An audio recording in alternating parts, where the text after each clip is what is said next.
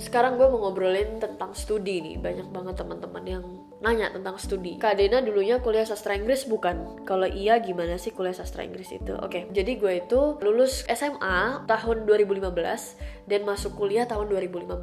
Waktu itu ya gue umur 17 tahun dan akhirnya gue lulus di Desember 2019.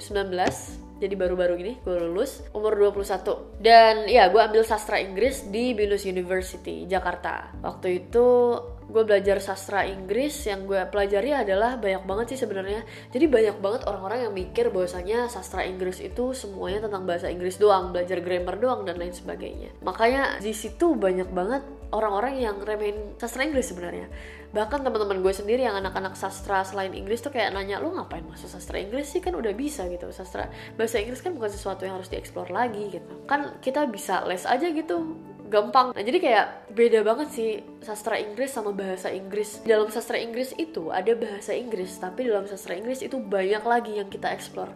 Selain dari bahasa, grammar, pronunciation, dan lain sebagainya, itu basic. Kita juga belajar tentang budaya, negara, sejarah barat, dan sejarah dari bahasa itu sendiri. Terus juga kita belajar karya sastranya. Terus kita juga belajar kalau misalnya ada pemetaan-pemetaannya itu, belajar nulis. Jadi nulis itu kayak copywriting gitu. Terus juga kita belajar English for Business, habis itu teaching, model-model dalam teaching itu gimana, dan cara ngajar itu gimana gitu. Jadi banyak banget yang dieksplor, gak cuman perihal bahasa tapi juga budaya, ekspansi budaya. Jadi banyak yang dieksplor. Kenapa memilih kuliah sastra?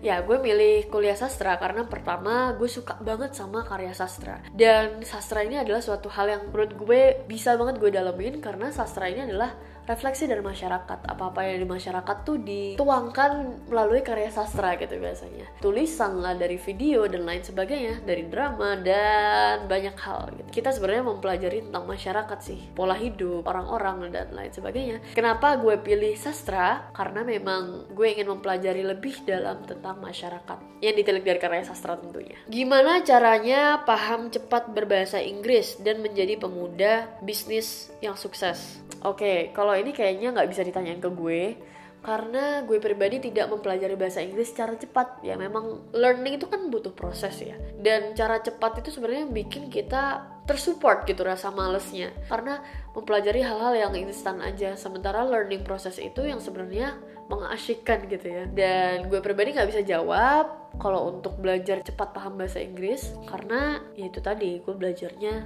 berproses, bertahap, nggak bisa cepat gitu. Cuman ya banyakin referensi untuk tontonan, bacaan, dan lain sebagainya. Dari situ bisa ketolong gitu belajarnya. Kalau untuk menjadi pembisnis yang sukses, gue belum sukses, dan definisi sukses tuh mungkin beda-beda ya. Kalau gue mendefinisikan sukses itu sebagai sukses yang jangka panjang, dimana kita nih hidup kan nggak cuma di sini nih, di sini cuma bentar nih. Menurut gue sukses itu ketika kita udah bisa mendapatkan apa yang dituju di kehidupan yang lebih kekal gitu ya, tau lah. Ya jadi gue nggak bisa jawab yang perihal pembisnis sukses ini, karena gue masih belajar banget, masih pemula banget. Hi Dena, nice to see you. Well, how did you practice English? How did you practice English so well? And since when you're familiar with?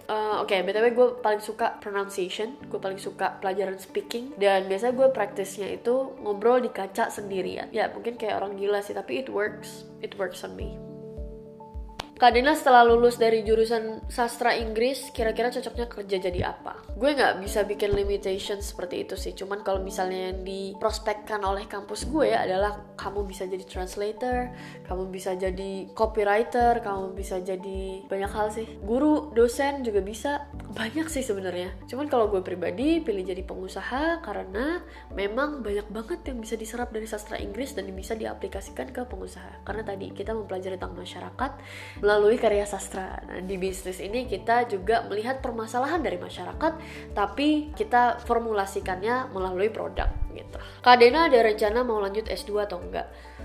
Dari sebelum lulus, gue tuh udah mikir tentang urgensi dari ngambil S2. Tapi sampai sekarang, alhamdulillah gue belum menemukan urgensinya sih untuk gue pribadi. Jadi untuk sekarang belum. Motivasi apa yang buat Kak Dena memutuskan buat jadi presma jurusan? Oh iya, Jadi waktu kemarin kuliah gue sempet jadi ketua himpunan mahasiswa sastra Inggris di BINUS tahun 2018. Dan di situ sebenarnya gue nggak memutuskan buat jadi presma sih, tapi dipilih waktu itu, dinobatkan, dikandidatkan. Terus kayak gue mikir-mikir lagi, kayaknya gue bisa explore lebih tentang diri gue dan gimana cara leading orang dan lain sebagainya. Jadi di situ akhirnya gue memutuskan untuk ngambil, dan motivasinya adalah pengen explore diri lebih sih, dan pengen berkontribusi lebih ke masyarakat gitu. Suka duka jadi ketua himpunan mahasiswa gimana kak? Sukanya adalah banyak ketemu orang, terus juga kita belajar banyak banget, terus kita juga merumuskan solusi untuk orang sekitar kita gitu. Jadi asik juga. Solusinya itu adalah dengan cara kita bikin proker, dan itu butuh analisa yang mengasyikkan sih bagi gue gitu sebagai ketua waktu itu. Tapi kalau untuk dukanya banyak juga sih, kayak tidur lebih berantakan, apa-apa itu harus turun pertama, apa-apa kita yang tanggung jawab, terus juga diomongin sana sini, kalau misalnya kerjaan gak becus apa-apa kita yang kena, dan yaitu full of responsibilities. Menurut lo kuliah itu perlu nggak kalau cuman mau dapet ijazahnya aja? Oke. Kalau cuma mau dapat ijazah, percuma nggak sih kuliah 4 tahun terus yang mau kita dapetin itu cuma ijazah? Karena menurut gue ilmu itu jauh lebih dalam daripada ijazah gitu. Dulu tuh ya, sekitar semester 6 itu sebenarnya gue udah mager-mageran gitu kuliah, udah mager banget gitu.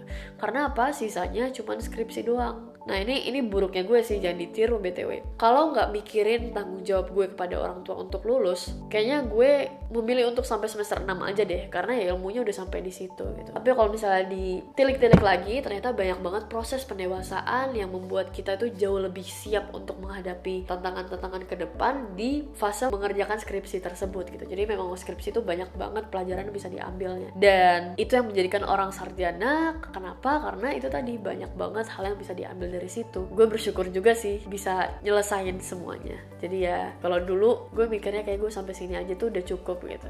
Cuman ketika gue di titik sekarang, ternyata memang menyelesaikan semua itu lebih baik karena it's all worth it. Jadi kalau untuk ngambil ijazahnya doang, sayang men, 3 tahun 4 tahun tuh gak cepet. Kayak baiknya kita mempelajari semua ilmunya untuk kemudian kita asupi lagi nih hak-hak orang lain yang ada di kita. Hak-hak apa? Hak-hak ilmu. Dulu pas di Surabaya sekolah di mana kak? Jazakillah kak. Oh iya, BTW gue itu lahir di Jakarta, habis itu pindah di Surabaya dan tinggal di Surabaya selama 16-17 tahun, habis itu balik lagi ke Jakarta. Dan di Surabaya itu sekolah di SMA Negeri 16 Surabaya. Buat anak-anak SMA Negeri 16, hai guys.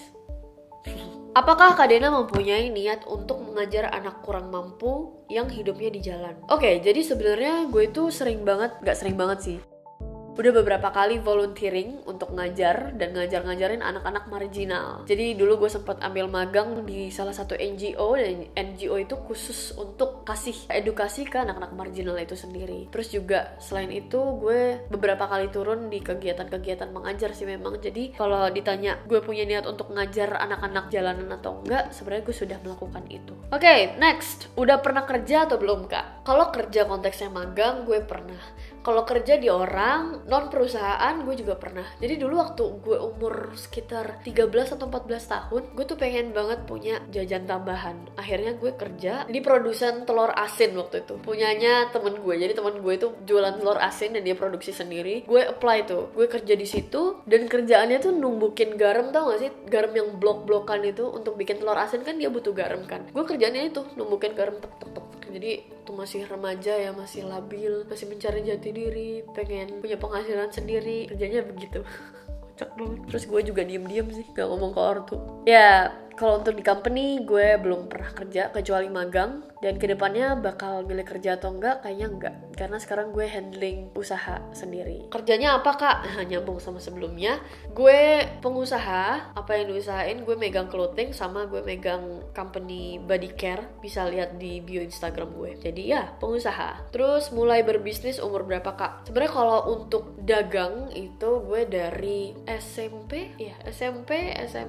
tuh udah mulai dagang, jual ini itu. Tapi kalau untuk berbisnis itu sendiri atau bangun usaha, bangun branding, itu baru pas kuliah. Kalau dagang memang sejalannya aja gitu ya. Waktu awal-awal kuliah gue juga dagang, gue juga jual ini itu, resell gitu. Bangun bisnis yang serius ya umur 19-20, I forgot. Pokoknya segitulah, under 20 kayaknya, atau 20. Modal awal Dena buat buka usaha gede apa enggak? Modal awal gue bikin, pertama yang gue bangun itu, yang brand ya, itu adalah clothing. Untuk clothing hijab ini, gue mulai dengan biaya kurang dari 2 juta kayaknya. Ya alhamdulillah masih berjalan sampai sekarang. Dan menurut gue itu bukan modal yang besar ya untuk baju, karena waktu itu gue bikinnya pre-order gitu. Dan yang bikin bengkak adalah karena gue pengen packagingnya tuh yang sekalian bagus gitu, jadi makanya ngebengkak. Kalau misalnya mau mulai pre-order dengan branding yang mungkin gak muluk-muluk, harusnya sih jauh lebih murah daripada itu ya. Terus untuk yang body care itu kan gue jual obat ketek guys, sebenarnya gue jual Deona, itu deodorant spray. Gue mulai dengan modal 0 rupiah karena lagi-lagi gue buka pre-order ke orang-orang gitu.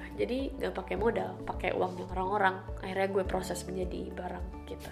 Sejak usia berapa tahun udah gak minta duit sama ortu? Oke, karena gue mulai usaha itu umur 19-20an, kayak gue gak minta uang lagi itu umur segitu sih. Kayaknya 20 deh, bukan 19 deh, kayak 20 ya. Jadi baru banget ya, baru hampir 2 tahun gitu. Selain usaha, ada niat untuk kerja di perusahaan atau lembaga nggak? Tadi udah dijawab, gue nggak ada rencana untuk kerja di company. Kak, gimana caranya supaya kita bisa sukses di usia muda? Jangan tanya gue karena gue belum merasa sukses. Kak Dena, kenapa tidak fokus menjadi ibu rumah tangga saja? Tidak perlu bekerja. BTW gue udah nikah ya guys, sama Hawaryun. Dan kenapa gue gak fokus jadi ibu rumah tangga aja? Pertama, gue belum punya anak. Bukan itu jawabannya. Karena menurut gue, kalau kita bisa berkontribusi lebih untuk sekitar, kenapa kita minimalisir gitu? Dan sejauh ini, gue masih bisa sih menghandle itu semua. Jadi kayak bukan halangan bagi gue untuk kerja sekaligus ngurus rumah. It's totally fine for me. Apa yang membuat Kak Dena ingin lebih mendalami ilmu agama? Kalau ngobrolin soal ilmu agama, gue pengen mendalami itu karena pertama memang waktu itu gue merasakan kayak gak tenang gitu loh hati. Hidup tuh gak tenang gitu. Padahal santuy-santuy aja, gak ada masalah. Hidup santuy, terus temen ada, keluarga ada. Tapi gak tau ngerasa gak tenang aja. Nah dari situ, titik baliknya di situ. Akhirnya gue ngerasa kayaknya gue memang kurang kenal sama yang punya gue deh gitu. Gue tuh terlalu sibuk sama urusan dunia, tapi gue tuh lupa siapa yang punya dunia, siapa yang punya gue, dan lain sebagainya. Akhirnya dari situ mulai belajar agama, dan ketertarikan itu tumbuh karena gue mendapatkan peace di dalam situ. Gue mendapatkan hal-hal yang sebelumnya belum dirasain sebenarnya, dan itu super indah. Jadi dari situ lebih ngedalamin lagi sampai sekarang. Doain ya. Pertama kali pakai kerudung umur berapa kak? Gue pakai kerudung di umur 16 tahun. Itu titik balik gue di umur 16 tahun. Yang tadi gue bilang, ngerasa hampa, ngerasa butuh something gitu di umur segitu. Turning point. Pernah pacaran gak kak? Sering bro, bahkan udah nikah bro.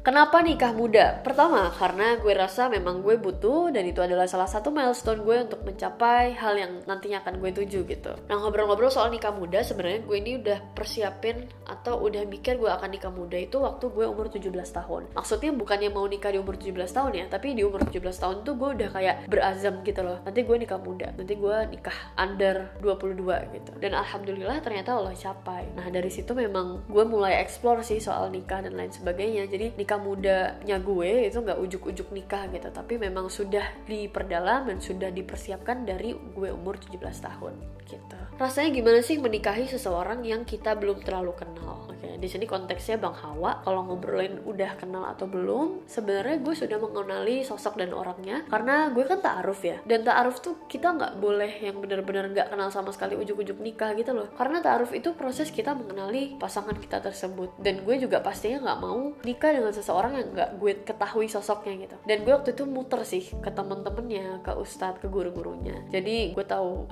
Bang Hawa itu seperti apa, dan gue kenal sama sosoknya.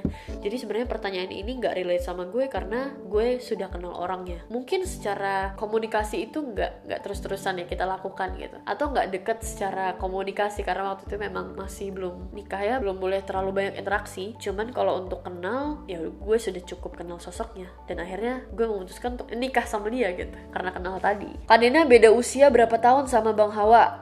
Rion, beda 3 tahun. Bang Hawa itu kelahiran 96, gue kelahiran 98. 2 tahun guys, sorry. Sejak kapan mbaknya memantapkan hati untuk berjalan di jalan dakwah? Sejak gue sadar bahwasanya hidup di sini cuma sebentar, dan amalan terbaik, maksudnya amalan yang bisa berlipat-lipat itu adalah ketika kita menyebarkan kebaikan dan kebenaran ke orang lain. Dan di sini konteksnya Islam ya, karena gue seorang muslim, dan ya itu motivasi terbesar gue. Dan gue kan punya keinginan dong untuk menapaki tempat terbaik yang udah Allah sediain untuk gue, untuk manusia maksudnya. Jadi ya akhirnya gue memilih jalan dakwah karena I think it's a must. Seorang muslim itu kan full time dai ya kita ngebawa nilai Islam keluar dan ke diri kita tentunya. Jadi ya itulah sejak gue aware. Kalau disuruh milih dakwah atau suami, kakak pilih mana? Maaf rada aneh nanyanya. Oke, suami atau dakwah? Jadi the thing is, gue menikah dengan suami gue karena dakwah. Jadi kalau bukan karena dakwah, kita nggak menikah. Jadi ya karena dakwah gitu guys. Jadi kayaknya udah sampai sini dulu aja deh ngobrol-ngobrolnya, karena ya itu pertanyaan-pertanyaan banyak banget tanyain, dan ini gue sum up jadi semua ini. Dah, oke. Thank you banget buat teman-teman yang udah dengerin. Semoga selanjutnya gue bisa lebih bermanfaat untuk orang lain. Assalamualaikum.